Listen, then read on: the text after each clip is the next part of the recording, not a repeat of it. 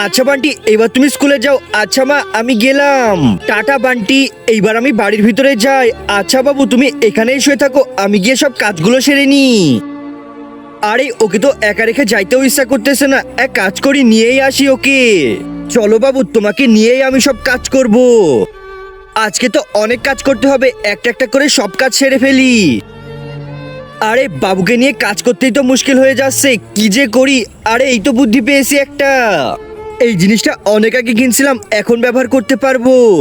আসো আমার বাবু, এইবার তোমাকে এর ভিতরে ফিট করতে হবে। প্রথমে এই পাটা ঢুকিয়ে নি, তারপরে এই পাটা ঢুকিয়ে নি। এই তো, এবার এটা লাগিয়ে দিলে আমার বাবুটা পুরোপুরি ফিট হয়ে যাবে। এই তো পুরোপুরি ফিট হয়ে গেছে। এইবার আমি তোমাকে নিয়ে আরামের সাথে সব কাজ করতে পারবো। আরে কি, একজন মা কতটা আপন হয়, যাদের মা নাই তাদেরকে জিজ্ঞেস করো। তাই আজকে যারা মাকে ভালোবাসো তারা একটি লাইক আর একটি সাবস্ক্রাইব করে দাও, আর যদি না ভালোবাসো তাহলে এই ভিডিওটা থেকে দূরে থাকো। দাও বৌমা, বাবুকে আমার কাছে দাও। তাহলে আমি এটা এত কষ্ট করে পড়লাম কেন?